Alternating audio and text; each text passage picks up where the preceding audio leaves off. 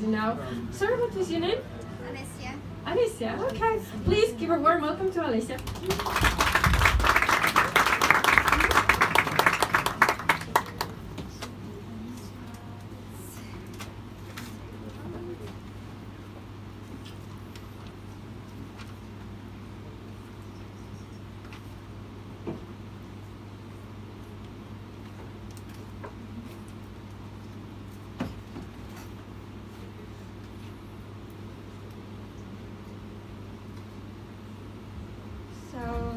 I used to write poetry, and recently I concentrated on prose.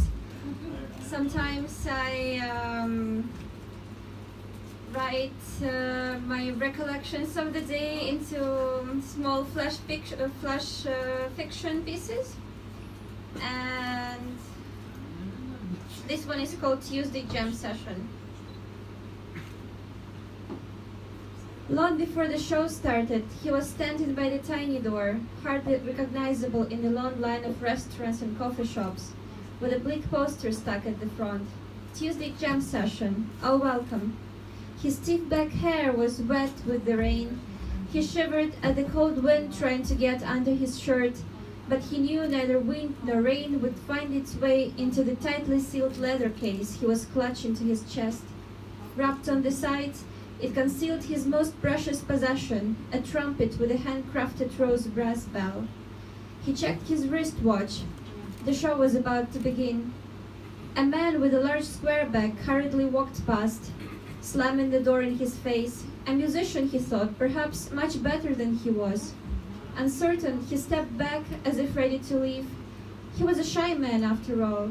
He looked down, stroked the case for assurance of the trumpet's safety. His mind's eye followed the gentle curves of his beloved friend, his only friend. As if by magic, a steady flow of confidence filled his chest, causing him to smile. "We will do it, tonight," he whispered, again and again, until he finally believed it. He gathered his strength and entered the bar. So, this is the end of it.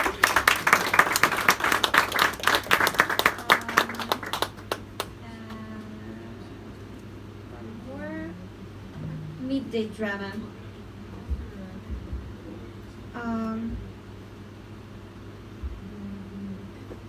I look at the girl sitting in front of me, in a pink cosplay dress with bunny ears sewn to the hood, untended hair, dirty blue, cut short, thin legs and knee-length white socks. She came here with her date, a teenage boy with a razor-head haircut. They sit on a bench, a backpack between them, like a border marking uncharted territory.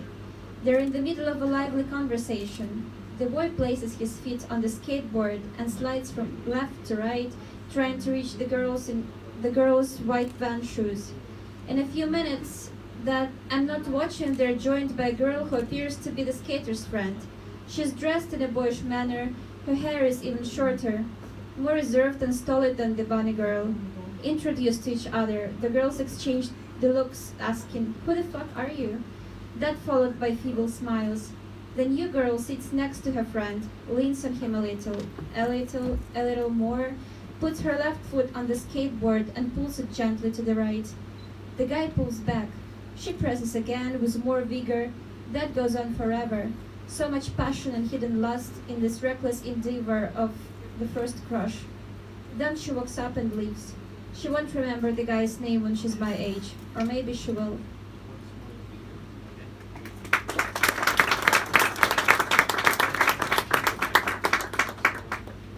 And the last one, slightly longer, based on true events that happened to me in the rainforests of northern Malaysia. It's called Rafflesia.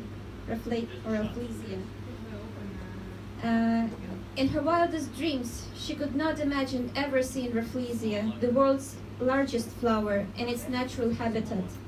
Now she was holding one-way ticket to Kuala Lumpur, where she knew she would have to take a bus to Cameron Highlands, a post-colonial paradise in the north of Malaysia. Once there, she wasted no time to find a local guide, a stocky, balding man from Orang Asli population, who amused her with his funny English accent. His plain, expressionless face showed no emotion when he silently pointed at the jungle, clutching at his waist bag. Oh my, thought she, am I really doing this? And rushed fearlessly into the thicket.